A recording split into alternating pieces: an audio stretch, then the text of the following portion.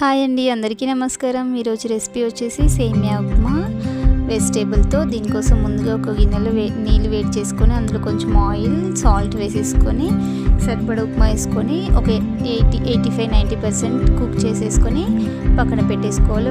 ఒక జాలి గిన్నెలో వేసుకొని ఉప్మా మరీ మెత్తగా కాకుండా ఉండడం కోసమని చన్నీళ్ళు, ఒక గ్లాస్ చన్నీళ్ళు దానిపైన వేసామంటే ఉప్మా మెత్తపడదు. తర్వాత ఇంకో కడాయి తీసుకొని అందులో కొంచెం ఆయిల్ వేసేసుకొని ఆయిల్ హీట్ అయిన తర్వాత జీలకర్ర, ధనియాలు వేసుకొని వేయించుకోవాలి.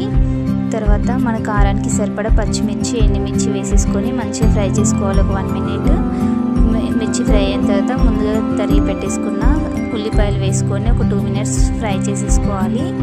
ఉల్లిపాయలు మంచిగా ఫ్రై అయిన తర్వాత అందులోకి మనం కావాల్సిన వెజ్జెస్ యాడ్ చేసుకోవచ్చు. ఇందులో నేను క్యారెట్, బీన్స్ వేసి ఫ్రై చేస్తున్నాను.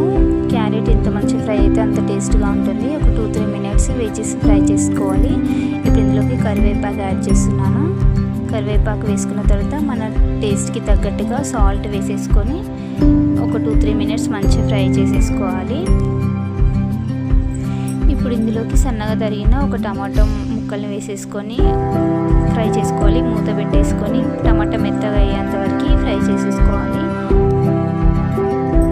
వెజ్జీస్ అన్నీ మంచిగా ఫ్రై అయిన తర్వాత ఇందులో టేస్ట్ కోసం కొంచెం ఇంగువ వేస్తున్నాను. ఒకసారి మంచిగా కలిపి మూత పెట్టేసి ఒక 2 మినిట్స్ మంచిగా ఫ్రై కానివ్వాలి. ఇలా ఫ్రై అయిన తర్వాత ఇందులోకి మనం ముందుగానే ఉడికించుకున్న సేమియాని వేసి కలిపేసుకోవాలి. ఒక 2 మినిట్స్ ఫ్రై అయిన తర్వాత మనకి కొత్తిమీరకు వేసేసుకుంటే అంతే టేస్టీ ఉప్మా రెడీ. ఇది మార్నింగ్ బ్రేక్ఫాస్ట్లోకి లేదా పిల్లల లంచ్ బాక్స్లోకి చాలా బాగుంటుంది. ఈ వీడియో చూసి మీరు కూడా ట్రై చేయండి. ఈ వీడియో నచ్చినట్లయితే please subscribe to my channel. Thank you.